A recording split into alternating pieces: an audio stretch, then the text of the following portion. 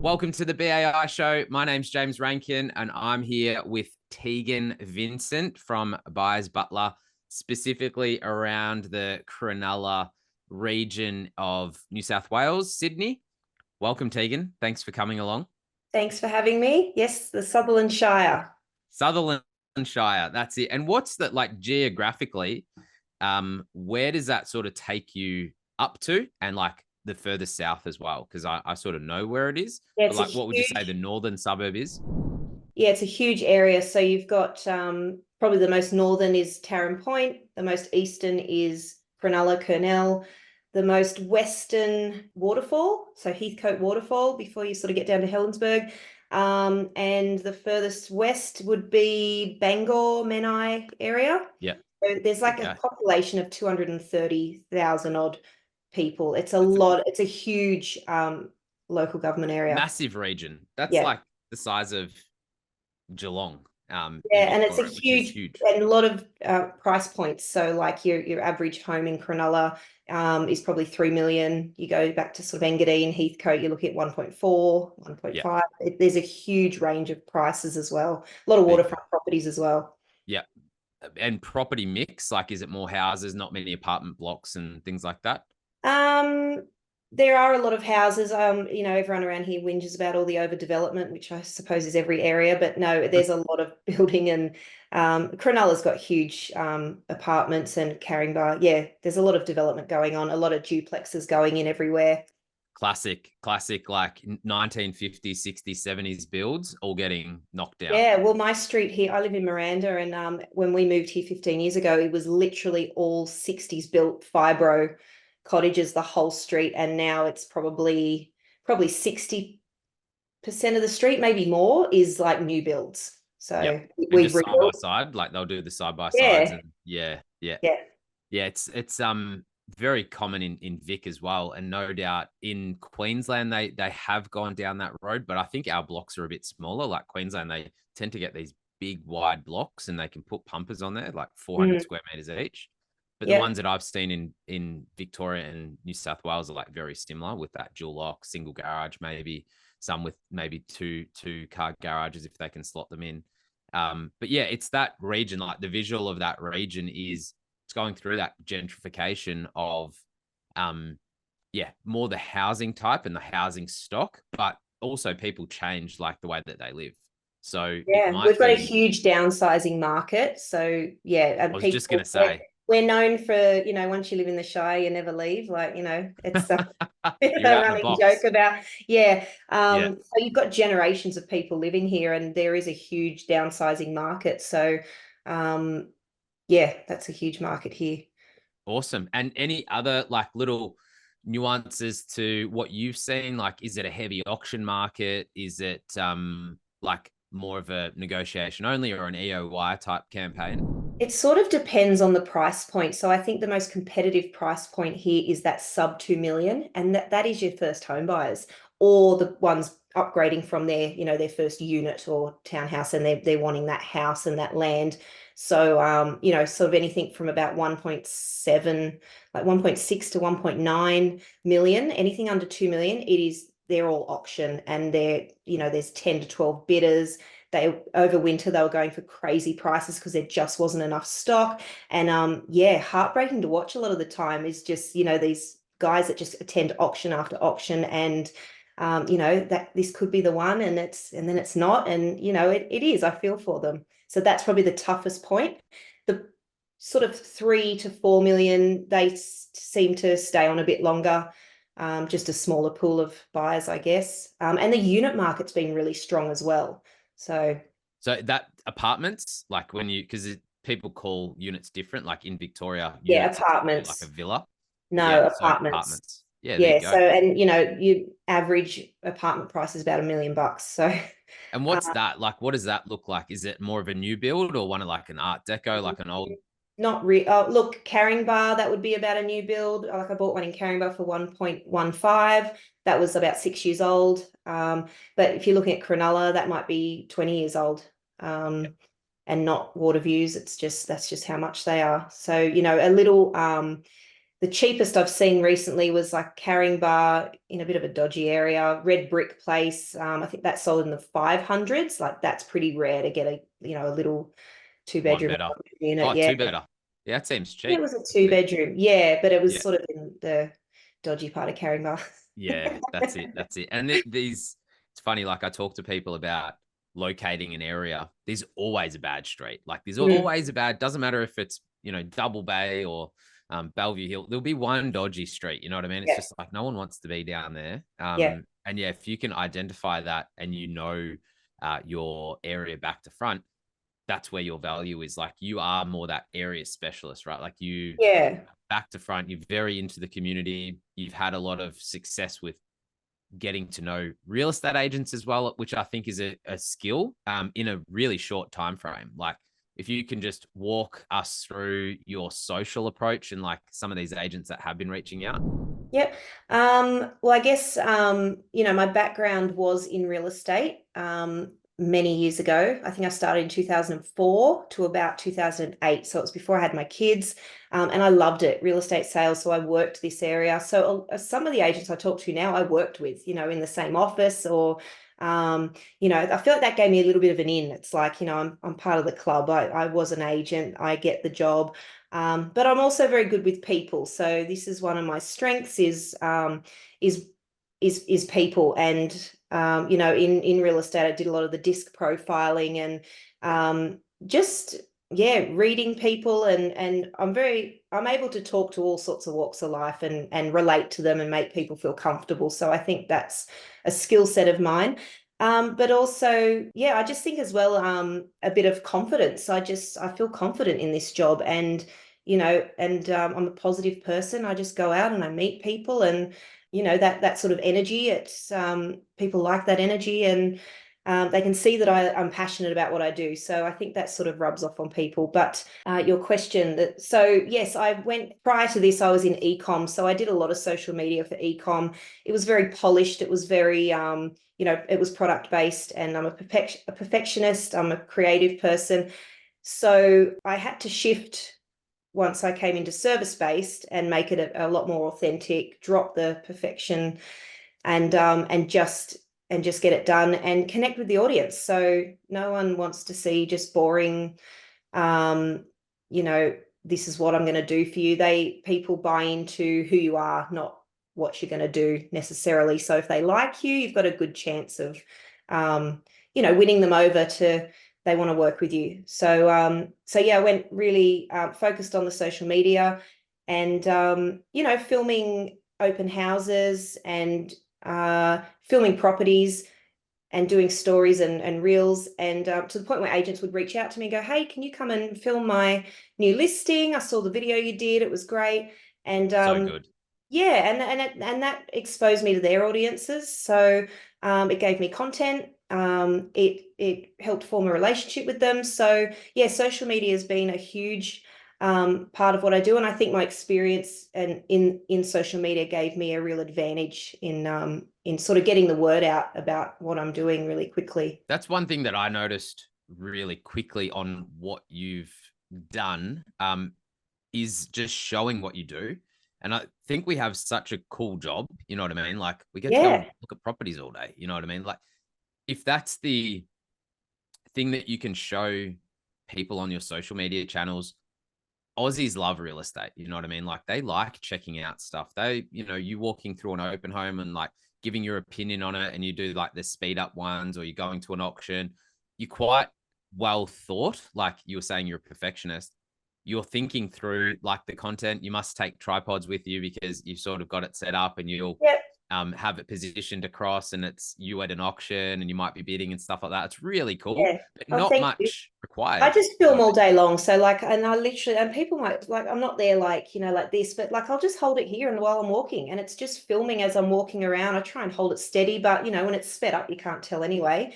And it's all about how you edit it, but it's just about telling a story. And before I had a story to tell, it was like, well, look at how hard I'm working and look at what I'm doing every day. I'm amongst this. I'm talking to agents. I'm seeing so many properties. I've seen, I know what's out there. I'm tracking what prices. I'm going to auctions. So it was just people like, hey, you're out there, you're doing it, you know, and I think that gave me authority before I really had any. Definitely. And that's the thing. Like, if you're wanting to break into the, you know, social side of it. And I know when we spoke originally, you were thinking, I've just got to be here, there, and everywhere. But Yeah. you've really focused on Instagram, right? Like, Yeah. that's been the main source. Yeah. And yeah, it's worked out for you. You know what I mean? Because people see you there. It's constant. People know that you're going to probably post. You know what I mean? Like, I know I follow you, and it's like, oh, Tegan's got a video up, so I'll watch it. And it's like, yeah, people get into the rhythm. It's like, what's happening in the Shire?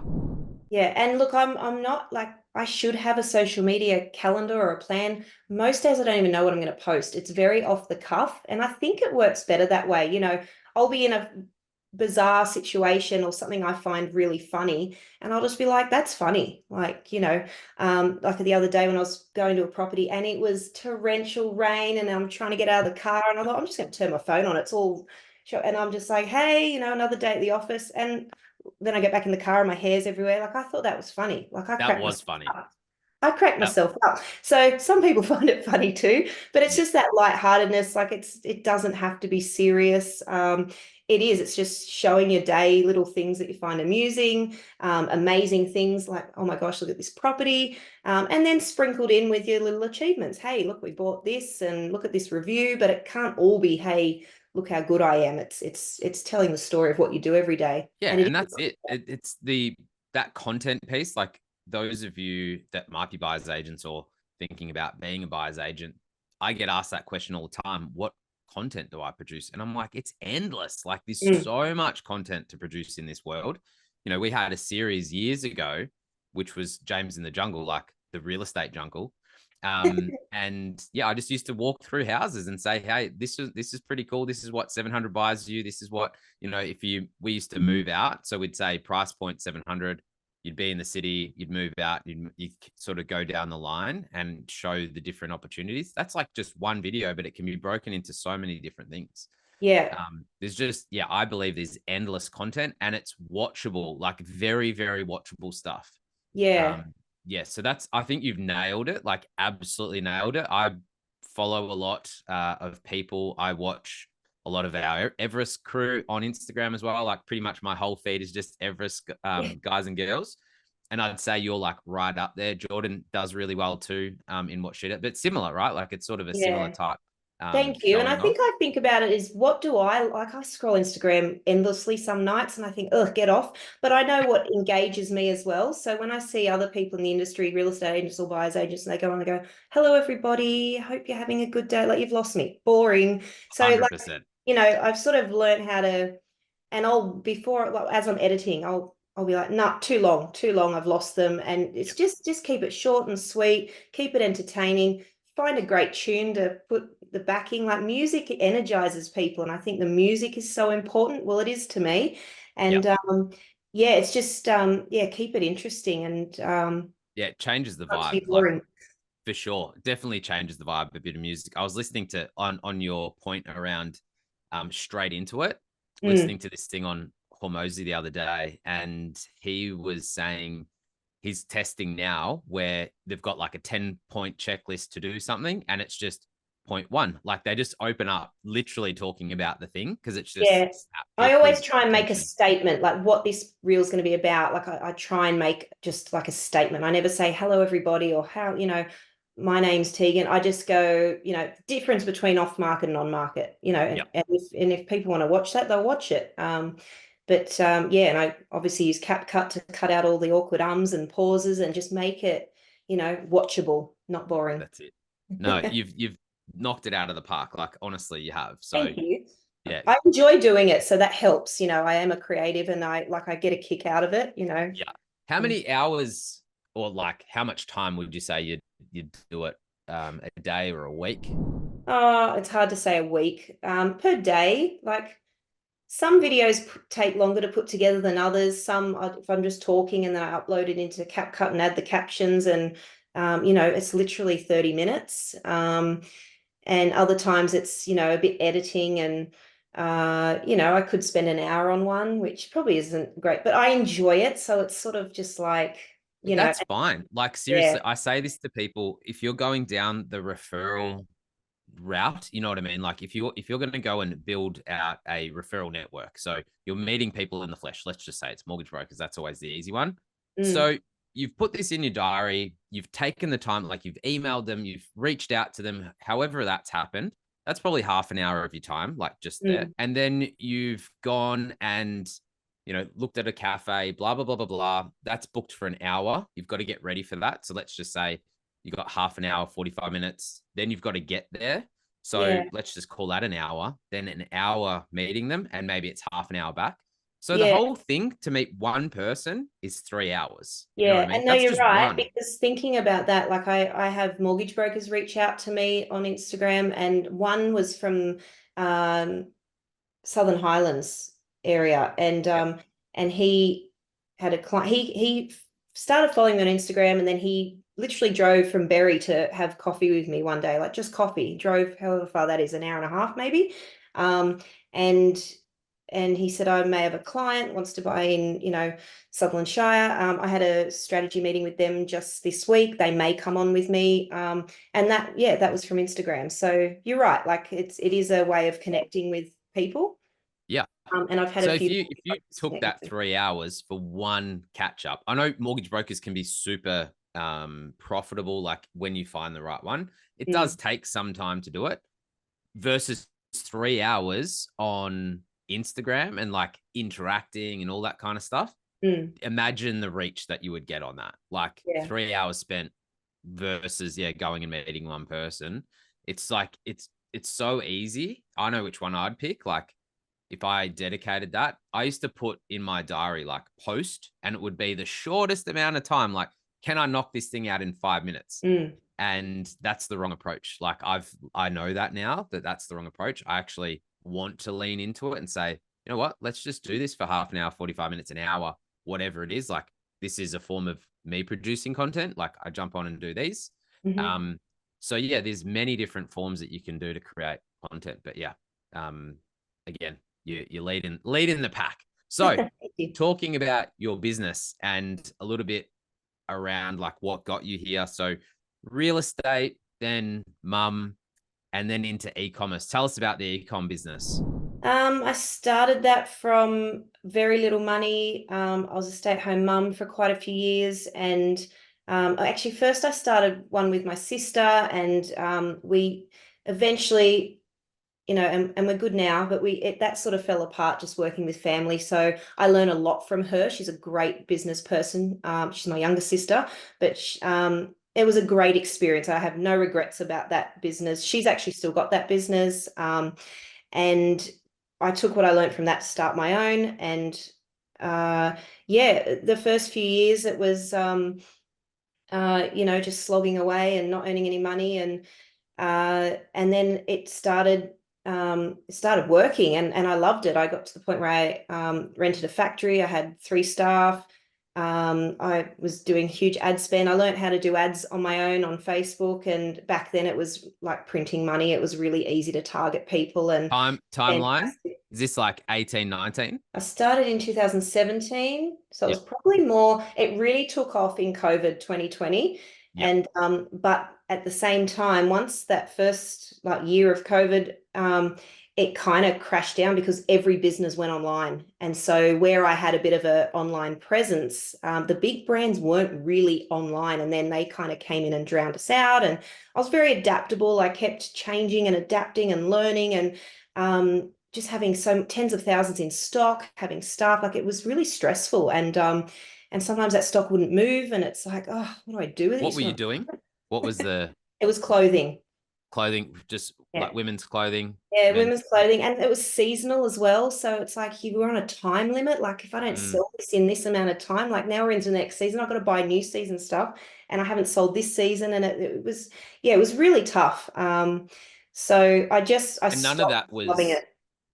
Yeah. So you fell out of love with it. And and probably finding the stock as well. Sorry, the last 18 months of me working that business, I feel like I had one foot out the door. And once I was in that mindset, it just went like this, just kept. And I'm like, so yeah, I thought about going back into real estate because I always loved it, wanted to go back, couldn't with 3 little kids. My husband worked weekends and long hours. I just couldn't see how I could do it. And but I was really considering it now, like the kids are older. I really want to get back into it. And I just kept thinking, there's so many real estate agents, there's so many well-established agents. It's going to take me 3 years to prospect and get anywhere in real estate. I believe I could be a good real estate agent, but it's going to take me so much time to get to that point. And then I came across the buyer's agent role, and I thought, yep, this is how I get back into real estate. This is perfect. There's this is the gap in the market. I'm going to come back to that because I just want to like turn the knife a little bit more on the e-com stuff. I'd rather forget. Yeah, I know. Darren, who was on, and he's well across like stock on the shelf. His was in the form of cars. He just messaged on the live. But in terms of that stock and that process, because a lot of people that are, wanting to do something like additional revenue income or like revenue stream, they'll look at all this stuff, right? Like e-com, drop shipping, crypto. Hopefully that's like not a thing. Kindle publishing, like all this kind of stuff. And then we sort of float around as well, like the BA business will sort of float around there. But that e-com pathway, it's a real business too. Like, don't get me wrong, that's real. You did well in it. You've, obviously generated an income. The main difference is that stock on the shelf. You would have to like update your line as well. So it's like buying, what am I buying? Do you have to research like manufacturers as well? Like where are you getting the stuff from? Yeah, I was getting it in China. It's I was paying about 3,000 a month in rent for the factory. I had at any one time I might order $60,000 worth of stock, and sometimes it would fly out and other times it wouldn't. It was really stressful. Yeah, gut wrenching, definitely. Yeah, 100%. And then so an adrenaline, rush when I think my best month I did about 180 grand in a month, and I'm like flying, going, how good's this? But I've still got all these overheads, and the more, right? Like it was hard to manage, and I had no experience. I was just learning as I went. Yeah. And that's the good time to sort of switch into the focus of the BA world. Like when you did make that shift across. So 18 months, hating life with the e-com business, cost of ads went up because that's how you generated sales. Like I got to the point where I was making no profit, because if I didn't advertise, I didn't make sales. But but what I was spending on ads was eating up all the profit. Like I basically end up in a deficit. I'm like, no what ROI. am I doing? No ROI. Needed it to move the stock. Like you had to do it just to move the stock. Yeah. So now we verse that on the BA space. No stock on the shelf, no required factory, no staff yet, maybe. Pretty lean business. Very lean. And it's like I can breathe again. All I have to do, and I'm a hard worker, all I have to do is work hard, or as hard as I want to work. And you get a client and they pay you a retainer to work, and then you get the job done and you get paid well. So it's it's a really great business model. Like I'm thinking service is amazing. It can be really hard work. There's only one of you, and I think I've said to you before, if I could clone myself 2 times this month, I'd be good. It's just it is it's a lot less stressful, and working from home, and it's more time with the kids. Yeah. Well, that's optional whether or not you want to or not. They're teenagers, so like if they're home, Yeah, exactly. So over the last like 8 or 9 months, business has been going pretty well. Where does Tegan want to get to in this world, like the buyer's agent space? Well, I want to be the #1 buyer's agent in the Sutherland Shire. I want to be the go-to buyer's agent. It's like, who do you need to see if you want to buy a property? It's Tegan Vincent. Look her up. She's fantastic. That's what I want. And I guess talked about maybe an office. Like we're just talking about overheads and things like that. But if I get to the point where I do have a team, and maybe an office and become a real established presence in my area, I would love that. Yeah. So that's a pretty good North Star, like, and not like it's not overcomplicated. I just want to be number one. I just want to be number one in my world. That's pretty amazing. Like, and if you can boil that down, those that are listening as well, like if you can have that boiled down version of like, this is what I want, everything else leads to that, like decision making, what you're doing day to day, like all of that kind of stuff. It's just like number one, number one. I want to be number one. I want to be number one. Don't have to name names, but is there anyone ahead of you like that you feel that there's you need one to like that's push off? there's like 10-year, someone been in for 10 years. That there's probably only one, but I really just don't even, I couldn't even tell you who all my competitors are because I just don't focus on it. I hear a lot of other BAs say, oh, there's so many buyers agents in my area. It's like, so what? Be the best. Just be the best. It doesn't matter how many there are. Just get out there and do a better job than them. It's so I try not to really even. I mean, there's one guy that I get on really well with, and we kind of like we talk often, and I feel like we're in collaboration. We haven't done anything together, but I feel like we're in the same industry and cheering each other on, as opposed to, I think this other guy's maybe. Yeah, it's funny how that works. He's got a bit of I don't know. He's actually offered me a job twice, but and I haven't taken it. But now I think it's he's watching me. Yeah, it's quite funny. Like I find not that we're less, like BAs are less competitive. I just find that they are less worried. You know what I mean? Like the ego's not there. Where that's like BAs in general. However, there are a few like that are right into that real estate world and like real estate sales. They'd almost be better in the sales side because they're very similar to that mindset. That's the ones that I've seen be really focused on the competition, and like rather than staying in their own lane, they're just looking at everyone else and like, oh, this person's doing that, this person's doing that, and then they're the first to like talk badly about them too. You know what I mean? It's just, they love the gossip. And it's quite funny. Like I'm a big profiler. Like I just profile everyone. And different people that I meet, I'm just like, oh yeah, cool, you should be over there. And like even real estate agents, I'm like, oh, you'd be a better buyer's agent. Like you'd probably sit really well over here. Well, I've had a few real estate agents ask me to be a real estate agent again, and I'm like, no, I'm good. I'm quite happy over this side. Yeah. You could definitely do both. Like I feel I could do both. It's just whether or not, I don't know. I couldn't sell something I didn't love. You know what I mean? I couldn't sell something that I just wasn't really across. I don't see it that way. I think every property is different. You just have to price it for what it is, and that's true. And there's always a buyer for it if it's priced well. And sorry,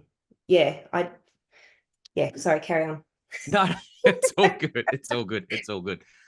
We've been just on that though. I was just going to say, like, one thing, and I think a lot of BAs maybe make the mistake of coming into this, is having that us versus them mentality with real estate agents. I have only had good interactions with real estate agents, and I think that's about my approach and my energy with them. If you go into it thinking, it's us versus them with a bit of a negative energy, and your clients will be like, yeah, I hate real estate agents. I think it's your job to kind of take that emotion out of them and go and explain the job they're doing and just help them navigate the whole process. The real estate agents aren't the bad guys. It's our job to just, help navigate this whole landscape and show them, that I've got you. And because I've got great relationships with real estate agents and I enjoy talking to them, I enjoy negotiating with them. It's so that would be my advice as well, is just don't think of it as us and them. They're an integral part of your business. So true. And a lot of the time they hold the keys, you know what I mean? Like, absolutely. Progress of them wanting to work with us, you know what I mean? Like I started 6-7 years ago, like in this space, and they weren't as forthcoming. Now it's like almost easier for them to work with a buyer's agent. So they hold the keys to properties that we want. So you are going to have to work in with them. And I think it's a really, really good point. So on that, those that are thinking about making the switch and like wanting to get into the space as a buyer's agent, what would you say to them? Like thinking about it, and then as they're starting out on their journey, areas to focus on from Tegan Vincent. I would say, let go of that fear, like, oh, no one uses a buyer's agent in this area, or there's so many buyer's agents in this area.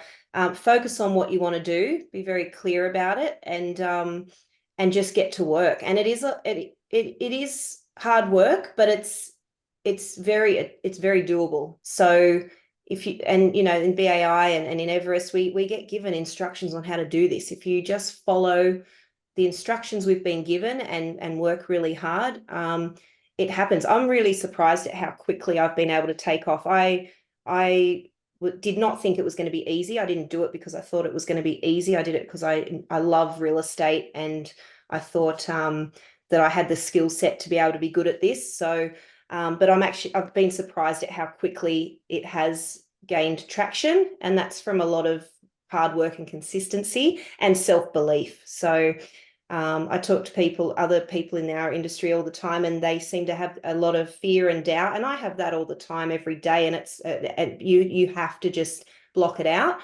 feel those feelings, but then get back to your goal and just believe that you can do it. Because, I think that's probably my advice, is just consistency and being clear on what you want to achieve and work hard.